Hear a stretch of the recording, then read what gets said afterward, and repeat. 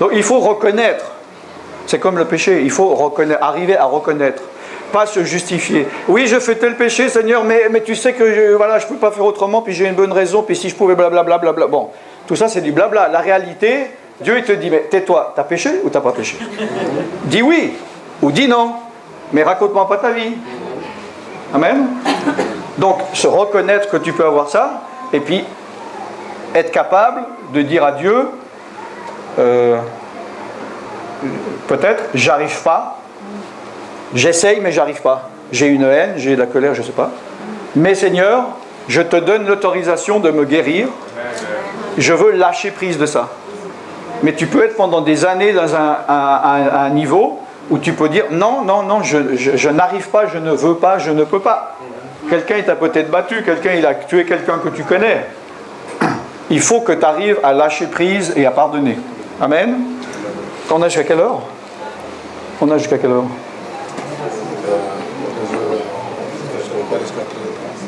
13h combien? 30. Ah, je sais pas, il faut vous décider. 13h. Bon, on fait le vente aux enchères. 13h? 13h. Ah bon, bah alors on a peu de temps là.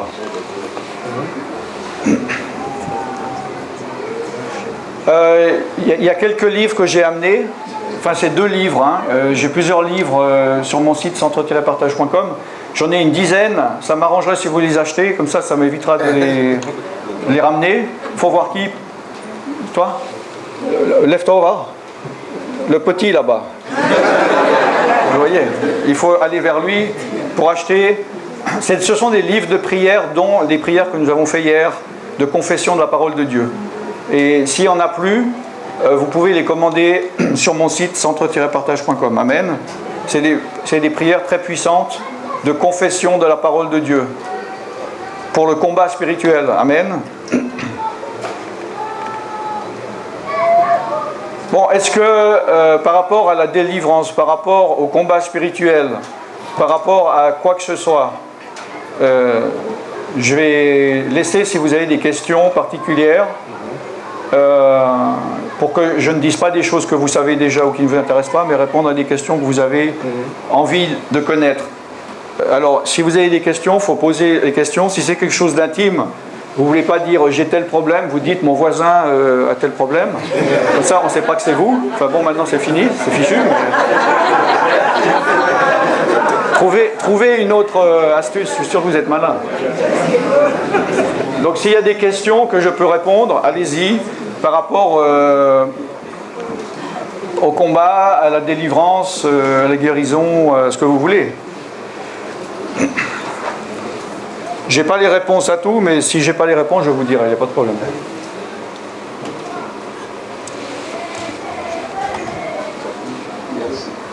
Oui, je voudrais poser une question par rapport au monde spirituel, aux rêves que l'on a une fois, les personnes peuvent avoir aussi, oui.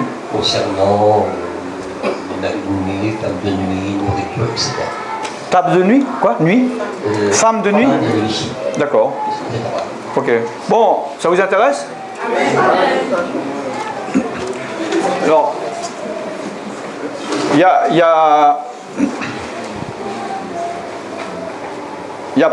a deux, enfin on pourrait dire 3 types de rêves différents. On peut diviser en 2. Il y a les rêves qu'on dit être des rêves naturels. C'est-à-dire qu'apparemment, par rapport à la science, mais c'est la réalité vu qu'ils ont mesuré ça, nous rêvons tous les soirs. C'est-à-dire, nous avons une activité cérébrale tous les soirs. Pas de notre conscient vu qu'on dort. Mais notre inconscient, il travaille tout le temps. Simplement, nous ne nous souvenons pas toujours de ces activités, donc de nos rêves. Ce sont, moi, ce que j'appelle des rêves naturels. C'est-à-dire, c'est comme le surplus des activités qu'on a pu avoir ou de la réflexion que nous avons pu avoir dans les jours ou les semaines qui précédaient. Et c'est une manière de gérer ça, de faire sortir ça du système ou de l'assimiler. D'accord? Donc ça, c'est un rêve naturel. Il peut y avoir des rêves agréables, des rêves qui n'ont pas de sens, il peut y avoir des cauchemars. Et ça reste au niveau naturel. je peux voir un démon, je peux être attaqué par un crocodile, ça reste un niveau naturel. Je peux avoir une relation sexuelle avec une femme, mais ça peut rester à un niveau naturel. Bon. Maintenant, il y a les rêves surnaturels ou spirituels. Donc, il y a ceux de Dieu, évidemment. Dieu peut nous parler, peut nous révéler des choses d'une manière surnaturelle. C'est quelque chose qui ne sort pas de nous, qui ne sort pas de notre subconscient, mais qui descend du ciel, et par le Saint-Esprit, il profite que notre conscience ne travaille pas pour nous révéler des choses. D'accord ? Et dans le milieu spirituel, dans les rêves spirituels, il y a aussi des activités démoniaques. D'accord ? Vous me suivez ? Donc, soit des démons qui viennent, donc il y a deux types, soit des démons qui viennent par eux-mêmes dans les rêves, c'est-à-dire ce n'est plus notre imagination. Dans le monde spirituel, réellement, il y a un démon qui vient pour agir sur notre conscience dans le rêve, d'accord ? Donc, ils viennent par eux-mêmes. Et l'autre, ils peuvent être envoyés par une personne, par un sorcier, etc. D'accord ? Dans ces attaques spirituelles, ça peut être autre chose que des démons qui viennent, ça peut être des esprits humains, c'est-à-dire des personnes, des sorciers ou même pas, qui vont voyager spirituellement, on appelle un voyage astral, pour venir dans votre maison ou venir vous déranger ou venir faire quelque chose en vous ou sur vous. D'accord ? Donc ça, c'est les types de différents rêves. Les attaques de sorcellerie sur les rêves sont très répandues. Mais apparemment, c'est plus par rapport à la magie africaine. Moi, j'ai remarqué, les Africains, ils sont plus touchés par ça que par les Occidentaux. Mais maintenant, il y en a de plus en plus, vu qu'il y a de plus en plus marabouts africains dans le monde, d'accord ? Il y en a je ne sais combien de fois plus qu'il y a 40 ans en arrière. Plus, il y a des sorciers occidentaux qui apprennent des techniques, qui appliquent des techniques de marabout, ou de fétiche, ou de... appelez ce que vous voulez. Donc là, il y a des attaques dans la nuit.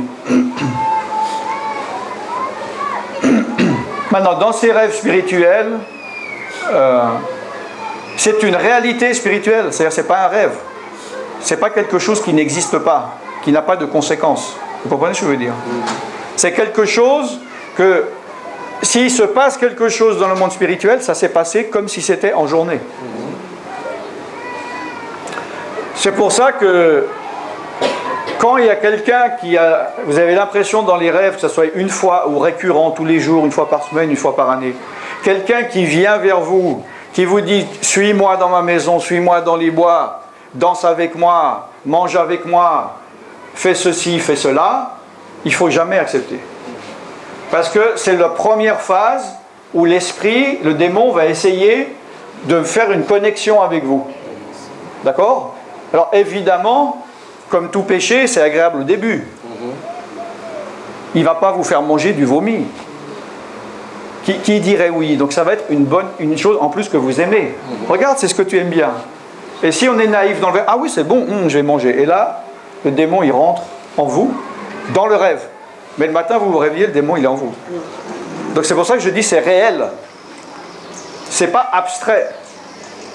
Amen. Ça va ? Il n'y a pas de problème avec l'électricité là, Claude ?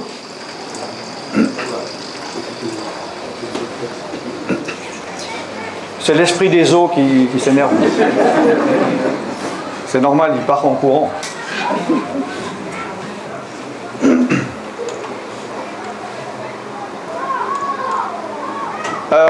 Bon, est-ce qu'il y a des questions par rapport à ça, à ce que je viens de dire, ce que je viens de soulever là ?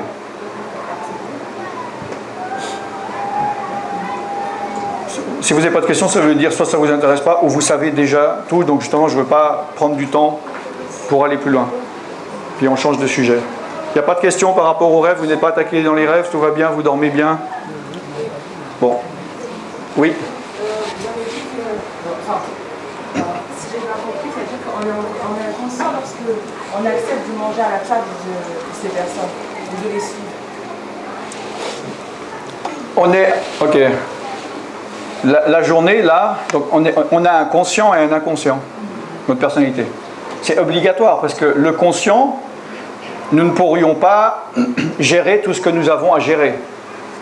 Parce que si on n'avait pas d'inconscient, consciemment maintenant, je me rappellerai de tout ce que j'ai fait dans ma vie depuis ma conception. C'est trop d'informations. C'est comme un ordinateur, un disque dur.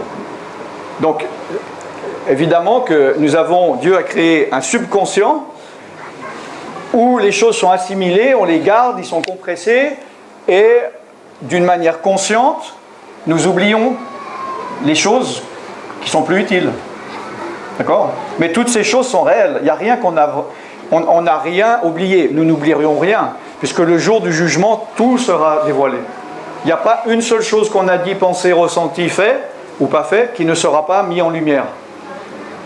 C'est dans notre disque dur de l'inconscient. Et on ne peut pas le mettre à la poubelle. C'est pour ça que tout péché, même enfoui, même très lointain, il faut le confesser pour demander pardon, pour qu'il soit purifié du sang de Jésus. Et pas que nous ayons un sac caché avec quelque chose d'impur, quelque chose de dévoué par interdit. Vous comprenez ce que je veux dire ? Donc, quand nous dormons, notre conscient, il dort, puisque vous dormez. Si vous dormez, puis je viens vous dire quelle heure est-il, vous ne me répondez pas, votre conscient, il dort. Mais votre esprit, il ne dort jamais. Votre subconscient, il continue à fonctionner. Et dans le monde réalité, dans le domaine spirituel, ce qui se passe est une réalité. Et ça a l'incidence que ça aurait si vous preniez la décision en journée. Si un homme il vous séduit en journée et vous lui dites non, non, non, non, non, et le soir vous dites oui et vous couchez avec, c'est la même incidence que si vous aviez couché dans la journée. Il y a des incidences différentes. Il y a quand même une différence, mais au niveau du choix, c'est pareil. C'est pour ça que les démons, ils aiment bien passer pendant la nuit. Alors, il y a différents types d'esprits. Par exemple, il y a une femme qui était venue, elle était de Malaisie, et son mari était marin. Donc, il partait souvent pour 2 mois en mer, et il revenait au bout d'1 mois. Puis, il avait peur qu'elle couche avec un autre homme. Donc, il était voir un sorcier pour qu'il lui envoie un mari de nuit. Pour que comme ça, elle a les rapports sexuels pendant la nuit, la journée, elle n'a plus de besoin. Donc, comme ça, et c'est vrai qu'elle n'a jamais trompé son mari. Maintenant, le problème, c'est qu'au bout d'un moment, ils se sont divorcés, elle est venue en France, elle est devenue chrétienne, elle s'est mariée avec un chrétien, mais son mari de nuit, il était toujours là. Et malgré qu'elle ne voulait pas et qu'elle savait que c'était pas bien, depuis des années, elle couchait, je ne me rappelle pas si c'est tous les soirs ou une fois par semaine, une fois par mois, elle couchait avec ce mari de nuit. Et on a dû prier pour couper et chasser pour que cela s'arrête. Donc ils peuvent venir sous des formes comme ça, ou des ancêtres qui sont morts, qu'on aimait bien, qui discutent, et ça fait plaisir de les voir, ou bien même quelqu'un qui est encore en vie, mais qui est à l'autre bout du monde, et qui vient vous visiter, c'est peut-être pas lui, c'est un démon qui s'impersonnifie. C'est comme l'ancêtre, c'est pas l'ancêtre. C'est un démon qui se fait passer par l'ancêtre, pour discuter, pour créer une relation. Ça répond à la question ou pas ? Il y a encore des questions par rapport au rêve ou à la nuit ?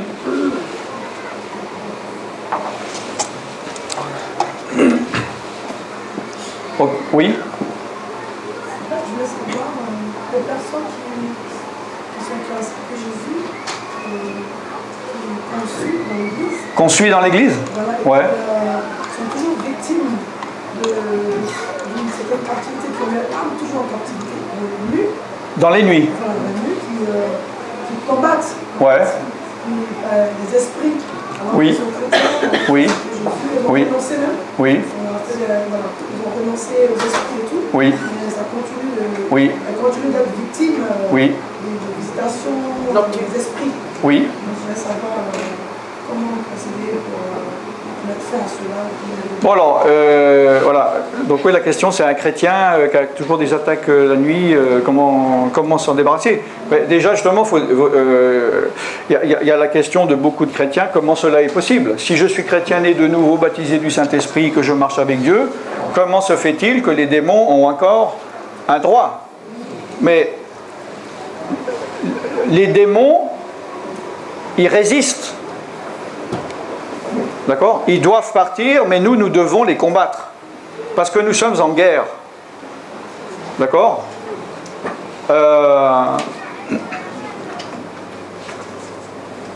Lorsque nous venons à Jésus, nous avons le droit d'avoir la victoire sur les démons et de les débarrasser des démons.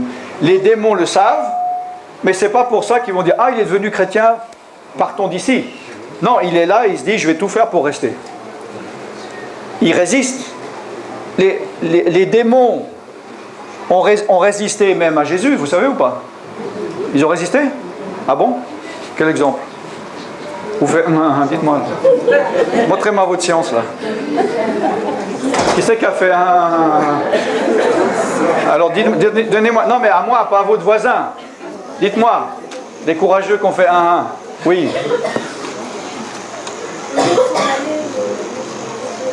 J'entends pas.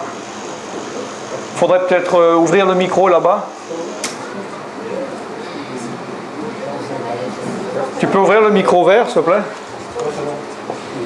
Au lieu de s'en aller directement corps d'un homme qui sont partis via Jésus qui ne voulait pas qu'il voulait faire chez eux. Là, c'est avec le micro que tu parles, là. D'accord. Donc, elle dit que lorsque Jésus a chassé des démons, ils ont dit au moins jette-nous dans les ports, c'est ça? Voilà un exemple. Ils ont essayé, ils ont essayé de faire un détour. Il y a aussi, lorsque les démons ont vu Jésus, ils se sont précipités à ses pieds, ils ont dit « Qu'est-ce que tu fais là? C'est pas encore le temps, laisse-nous ». Donc ils argumentent, ils essayent de sauver leur peau. Donc c'est normal, c'est leur boulot de résister. Parce que quand ils sont chassés, ils doivent retourner dans les lieux arides et désertiques, là où ils étaient. Et ils sont mal à l'aise et ils ne veulent pas. Et pour eux, ça va être extrêmement difficile de trouver une nouvelle maison où ils sont aussi à l'aise qu'avec vous. Surtout s'ils sont là depuis des années, ou même depuis votre naissance ou conception, ou depuis des générations. Donc ils vont tout faire pour ne pas partir. Donc c'est normal, c'est la guerre. D'accord? Si nous regardons par rapport au symbolisme de l'Ancien Testament, Dieu a promis Canaan, le pays où coule le lait et le miel. Oui ou non? Bon, est-ce que lorsqu'ils étaient ici en Égypte et qu'ils ont fait ça, ils se sont retrouvés à manger du lait, à boire du lait, à manger du miel? Non, déjà ils se sont retrouvés dans le désert. Déjà, tous les démons leur couraient après pour essayer de les récupérer. Ensuite, ils ont dû traverser un désert. Donc ils sont restés plus longtemps que prévu. Et ensuite, ils arrivent au Jourdain. Ah, Canaan. Ils mettent le pied à Canaan. Donc est-ce que là, tout d'un coup, tiens, il y a du miel là, il y a du lait là? Oui? Non, il y avait des ennemis. Et ils ont dû prendre par force. Ils ont dû combattre. Amen? Il y avait du combat. Il y avait des guerres, il y avait des batailles. Alors il y avait des guerres qui devaient mener eux-mêmes et Dieu était avec eux.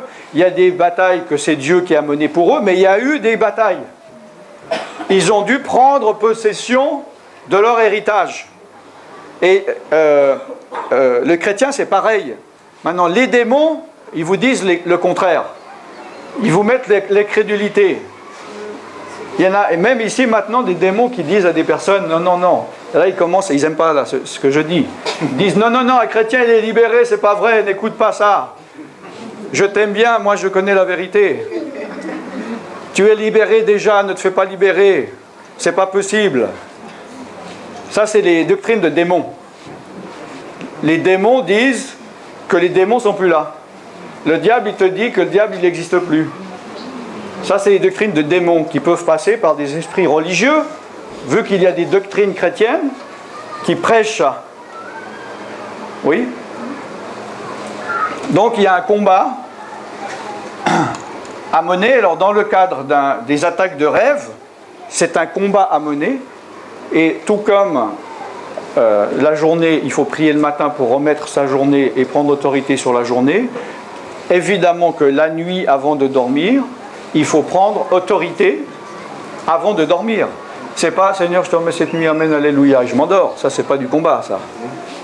C'est prendre autorité et comprendre que dans le rêve, en dormant, vous pouvez prendre une décision et vous pouvez combattre et prendre autorité, avoir des victoires sans vous réveiller.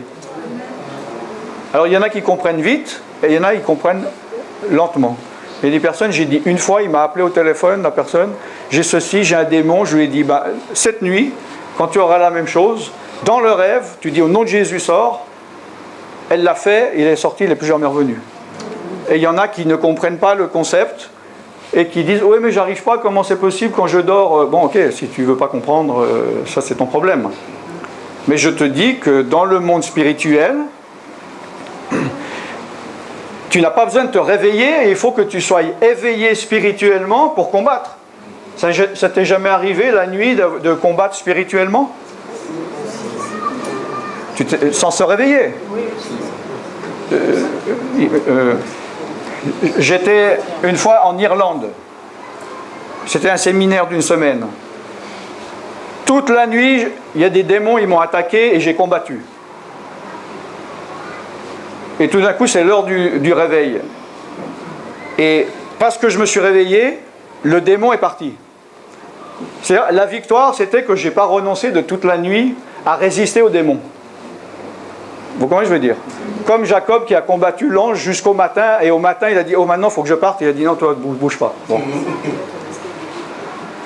J'ai pas compris ce que c'était, j'ai pas vu, je ne comprenais pas le démon, c'était vraiment du catch mano à mano. Il était tout près de moi, c'était pas de loin. Donc c'est en Irlande. Je retourne en Suisse une semaine après et il y a une sœur dont je m'occupais en Belgique. Donc c'est quand même, c'est pas à côté d'Irlande, non? Elle me téléphone, elle me dit, il y a une semaine, alors que je dormais, je t'ai vu dans un rêve, entre guillemets, tu es venu chasser mes démons. Et toute la nuit, tu as combattu. Et au matin, le démon est sorti de moi, je suis réveillé, j'étais délivré. Donc, dans le monde spirituel, il s'est passé quelque chose de réel. Et moi, je n'étais pas réveillé et je ne comprenais pas ce que je faisais, mais je savais que je devais le faire. Donc, c'est pour ça qu'il est dit, combat le bon combat. Combat le combat que tu as à mener. Amen. Amen. Bon, une dernière question par rapport à notre sujet, puis on va passer à la prière. Il y a jusqu'à 1 heure, c'est ça? On a jusqu'à 1 heure. Jusqu'à? Ok. Oui, dernière. Ok. J'aimerais poser une question. Ouais. Parce que cette nuit, j'ai fait un songe où j'avais des démons devant moi et je combattais, je chassais les démons. Oui, très bien. Et dans mon songe, quand je chassais ce démon, le démon il est venu m'a présenter des péchés que j'avais faits. Oui. On m'a amené ces péchés-là. Oui. Il m'a dit que je ne peux pas le combattre parce que voilà ce que je fais, voilà ce que j'ai fait. Oui. Et moi je disais, mais moi je demandais pardon à Dieu. Donc Oui. j'étais menteur. Donc Oui. je ne te crois pas. Oui. Et je continuais toujours de combattre. Ce démon n'arrêtait pas de me dire, n'arrêtait pas de me dire. Et après, ça m'a attristé. Oui. J'étais là, je ne savais pas quoi dire, et je voyais d'autres de moi, je voyais, c'était l'esprit de la sorcellerie, la parenté, je voyais quelqu'un qui voulait tuer, et sa maman, j'ai vu quelqu'un qui voulait tuer sa maman venait vers lui, et moi je suis arrêtée là, il a besoin de tuer sa maman, je n'ai rien fait parce que je me suis dit que, voilà, je ne peux pas combattre parce que voilà, tel péché est venu devant moi. D'accord. Donc, c'est comme par rapport à la loi ici-bas. Il faut faire valoir ses droits. Comme j'ai dit hier ou avant-hier, c'est pas parce que tu as un droit que tu vas forcément l'avoir. Il y a des choses qu'il faut que tu te battes et que tu prouves.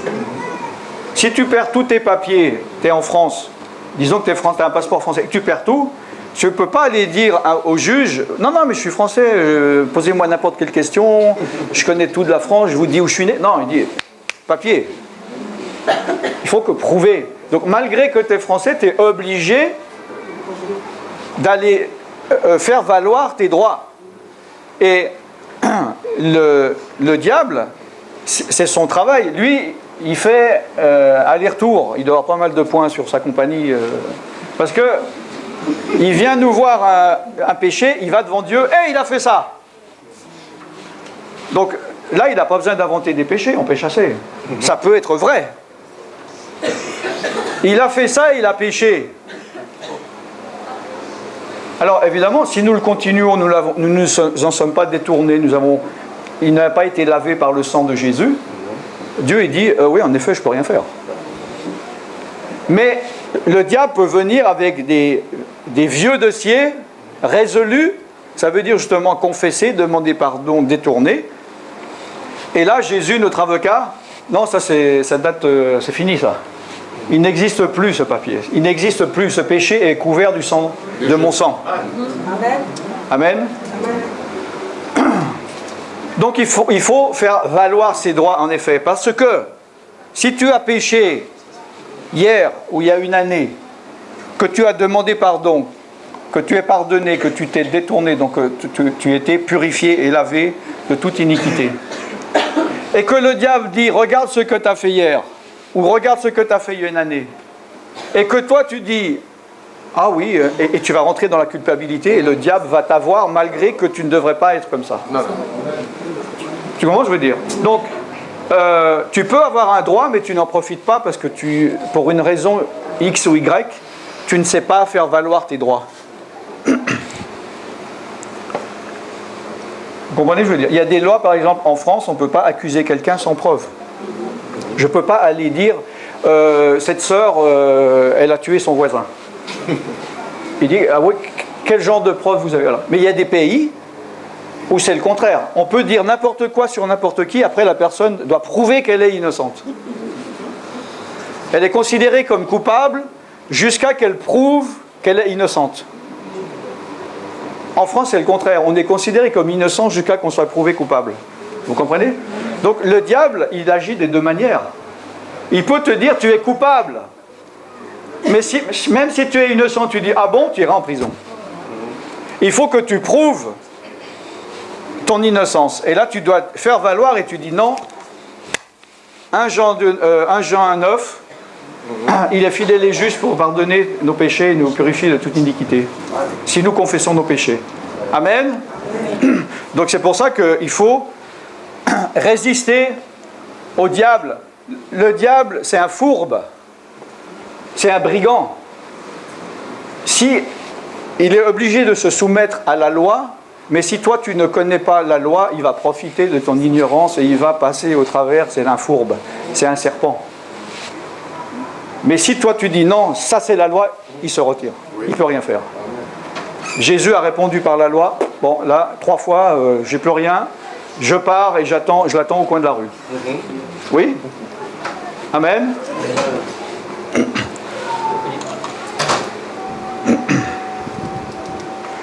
Bon, vous voulez une dernière question ou vous voulez la prière? Ah, lui il est motivé là, vas-y. Ah oui, il faut être motivé. Ce sont les violents qui s'emparent du royaume de Dieu. Justement, il fallait faire acte d'autorité entre guillemets. Donc je l'avais tout de suite. Très bien, très bien, très bien. Elle rejoint un petit peu une remarque. On peut être attaqué par l'intermédiaire d'autres personnes, donc j'imagine, donc par le rêve d'autres personnes. Par le rêve d'autres personnes? Oui.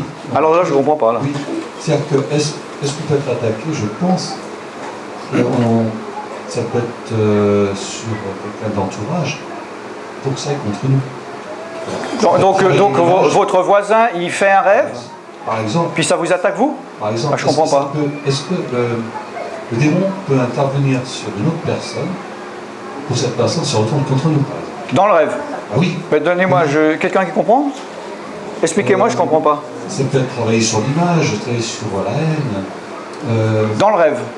est-ce que le démon peut intervenir sur une personne de mon entourage, par exemple, ou qu'il soit familial, professionnel, voisinage, pour que cette personne capte une image de ma-mère qui ne soit pas bonne, et ensuite... Ok. Et comment faire quand ça arrive? Bon alors... Ça peut jusque-là. Dans le rêve, non, parce que je ne comprends pas de quoi vous parlez. Mais maintenant, dans la vie, évidemment. Est-ce que la question, c'est que, par exemple, un démon vienne dans un rêve me mettre la haine envers vous pour que je vous crée un problème? Ben, bien sûr. Oui. Pardon? Et là, comment se protéger? Est-ce qu'on peut se protéger avant que ça arrive à la terre? Avant que ça arrive? Je ne sais pas, là. Dans ce domaine-là, comment... Ben alors, Jésus a dit, veillez et priez afin de ne pas tomber dans la tentation, car l'esprit est bien disposé, mais la chair est faible. Donc là, on parle de tentation, on pourrait dire tentation d'un péché, mais c'est aussi la faiblesse au niveau du combat. Il faut toujours être prêt, il faut toujours être en veille. Il faut anticiper. Il faut connaître les desseins du diable. Il faut connaître les techniques qu'il utilise. Il ne faut pas ignorer. Paul a dit, vous n'ignorez pas les desseins, les stratégies du diable. Il faut savoir que si tu viens dans un séminaire pour te faire délivrer, il faut que tu aies un minimum de connaissances et d'intelligence spirituelle pour te dire que le diable va tout faire pour que tu ne viennes pas. Et il faut que tu aies un minimum d'intelligence que quand il est fini puis qu'il va te laisser tranquille 1 heure ou 3 jours, il va faire une contre-attaque. Si tu ne sais pas ça, tu vas tomber. Il creuse un trou avant et après. Si tu n'es pas au courant, tu vas tomber dans le trou. Oh, je ne comprends pas pourquoi. Parce que tu n'étais pas prêt. Parce que tu es ignorant. Mon peuple meurt par faute de connaissance. Amen. Donc, il faut être préparé. Et Dieu, il peut te donner des révélations, de dire, attention, celui-là, il va se lever contre toi. Parce que tu es prêt spirituellement et que tu n'as pas d'emprise, le démon peut très bien ne pas aller visiter ton voisin dans le rêve pour t'influencer parce qu'il sait qu'il va avoir aucune chance. Donc plus on est faible, plus l'ennemi peut avoir d'emprise envers nous et nous mettre des attaques. Mais il n'a pas besoin de passer par les rêves, il peut passer par, simplement mettre dans le cœur d'une personne de la haine envers nous, ou nous faire créer un problème. Que ce soit un frère ou une sœur dans l'église malheureusement, ou un voisin, ou quelqu'un dans le travail, tout d'un coup le diable il va choisir cet instrument pour te pourrir la vie. Et là il faut combattre pas contre la personne. Nous ne combattons pas contre la chair et le sang, mais contre les esprits dans les lieux célestes. Il faut prier contre les esprits qui sont dans cette personne et qui manipulent cette personne inconsciemment parce qu'il n'a aucune idée pour t'atteindre. C'est un combat. Donc nous sommes en guerre. Il y a une personne, mercredi passé j'étais à Paris, et dans la même journée il y a 3 personnes qui m'ont posé la même question. Je me suis dit voilà, il y a quelque chose. Une personne au téléphone, une personne chez elle et une personne dans l'église où j'étais à une réunion. Ils m'ont dit quand est-ce que les attaques vont s'arrêter dans ma vie? Quand? Alors moi je lui ai dit, je ne suis pas prophète, mais je peux te dire la date et l'heure. D'ailleurs, je peux vous dire individuellement la date et l'heure à laquelle... Vous y croyez ou pas? Je vais le prouver maintenant. Je vais vous dire l'heure, le jour et la date de chacun individuellement. C'est le jour de votre mort. À ce jour et à cette heure, c'est fini. Jusque-là, le diable, il va s'acharner, il va tout faire pour vous faire tomber. Il va tout faire pour vous faire pécher. Il va tout faire pour vous faire retourner dans le monde. Il va tout faire pour vous faire prendre une mauvaise décision. Ça, c'est la réalité spirituelle. Nous sommes en guerre. Et lui, c'est le chef de l'armée. Et il est là pour vous détruire. Maintenant, dans le milieu religieux chrétien, ils ne vont pas vous dire ça. Ils vont dire, vous inquiétez pas. Tout va bien, Jésus a tout payé. Alléluia. Regardez Jésus, les petites fleurs et les petits oiseaux. Ça, ils vous hypnotisent, ils vous endorment, mais la réalité, c'est pas ça. La réalité, c'est qu'il y a une guerre.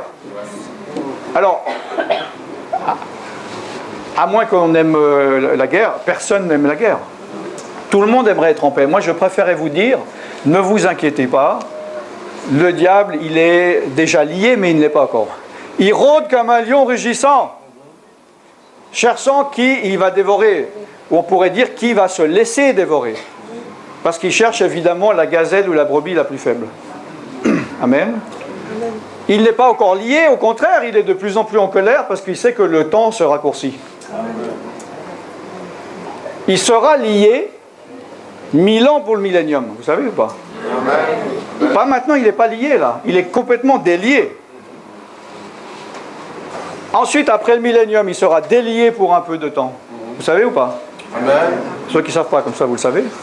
Et seulement après, au jour du jugement final, il sera jeté dans l'étang de feu pour l'éternité.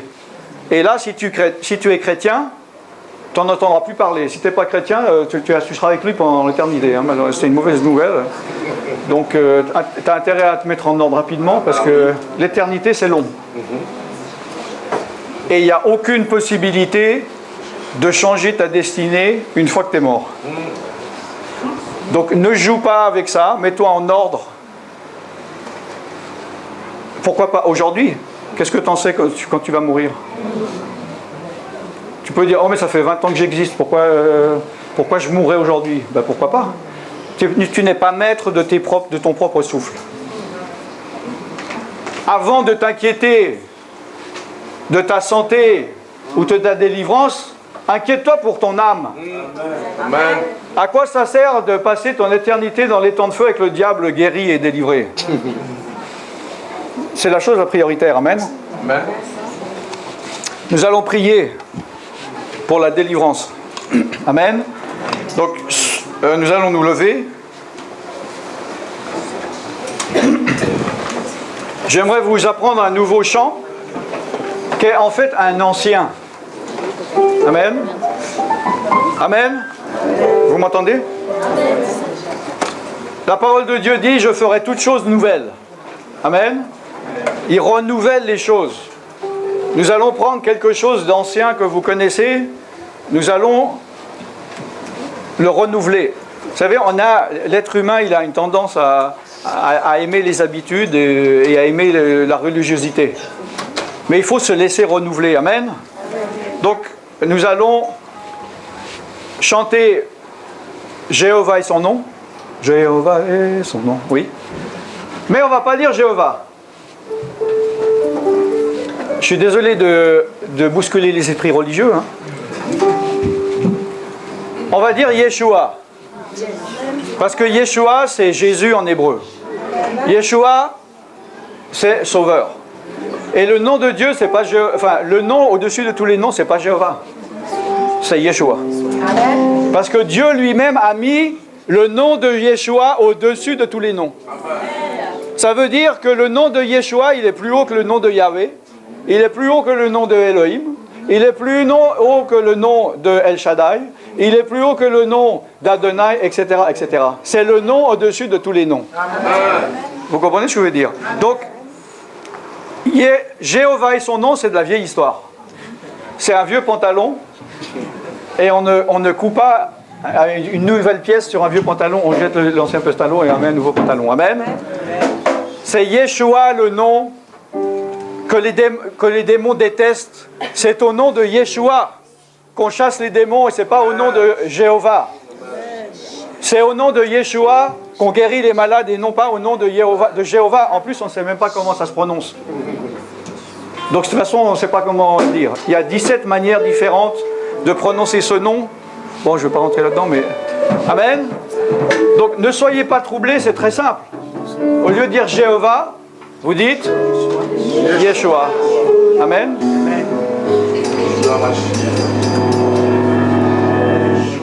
Spirituellement, c'est important. D'accord? Nous allons rentrer dans la délivrance. Le diable déteste le nom de Yeshua. Amen. Ne gardez pas les mains liées, les bras liés. C'est pas bien spirituellement.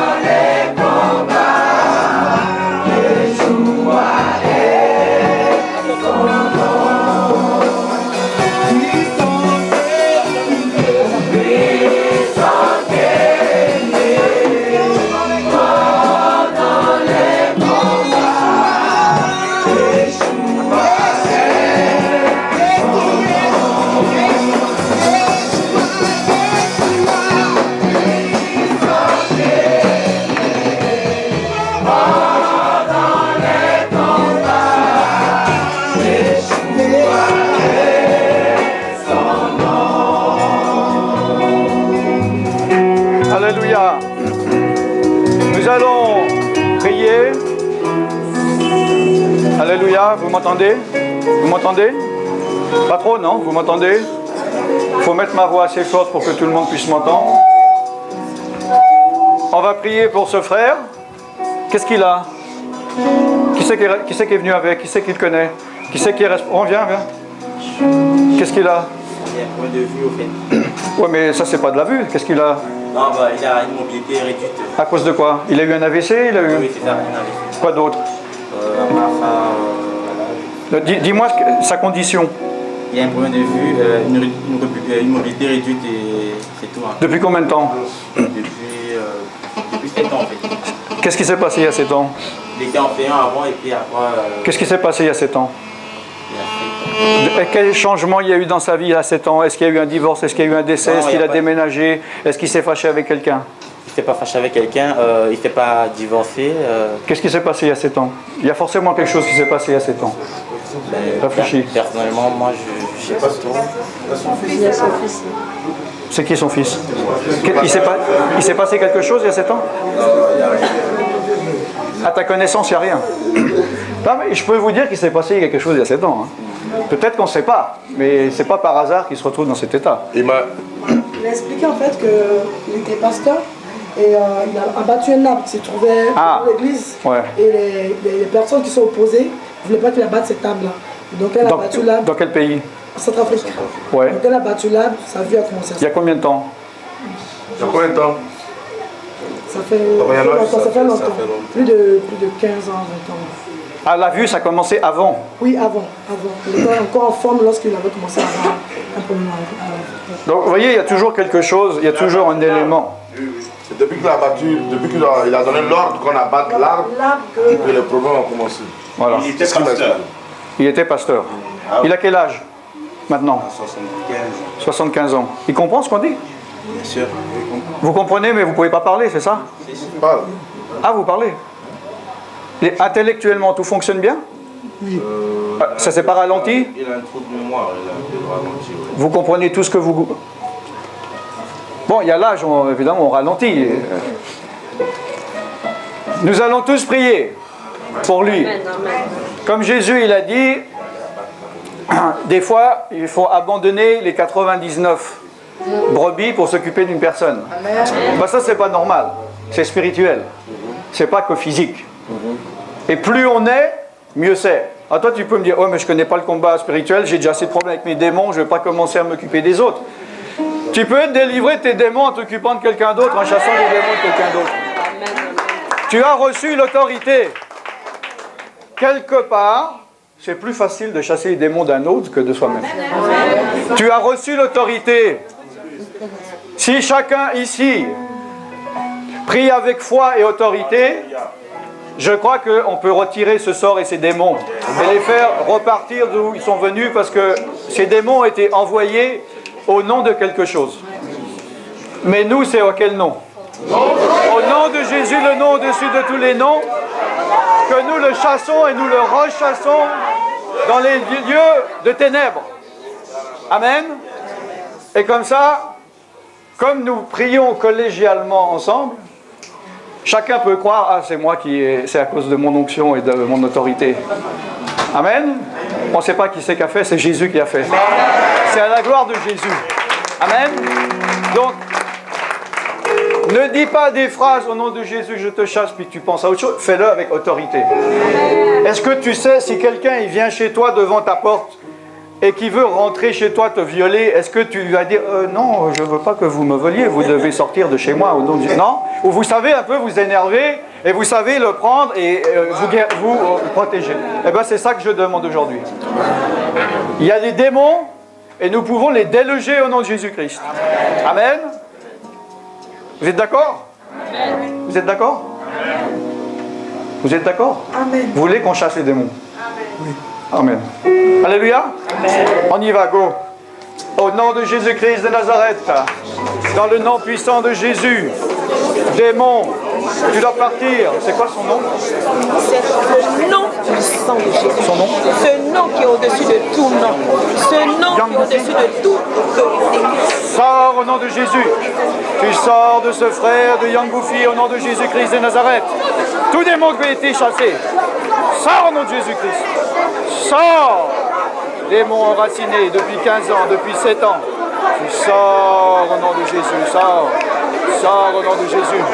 Sors. Sors. Sors de là où tu es. Sors au nom de Jésus. Démon, tu sors au nom de Jésus. Démon, tu es vaincu, tu dois partir. Sors de là où tu es.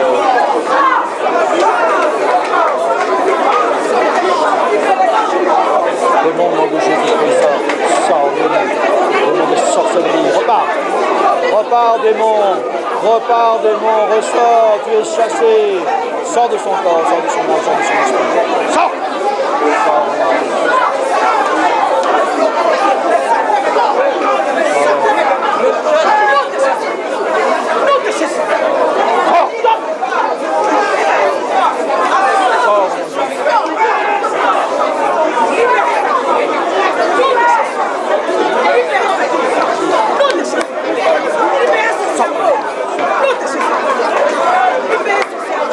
Sors, mon Jésus.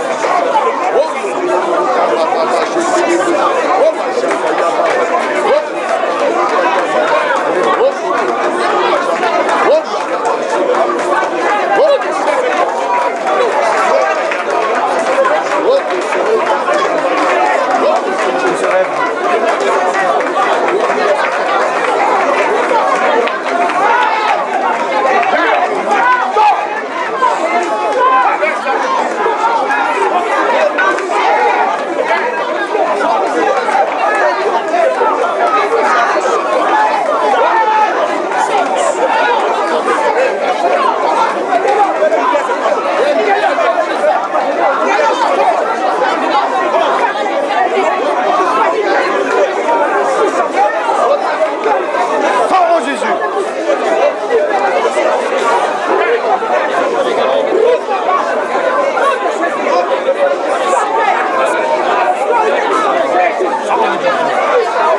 Yeshua est son nom.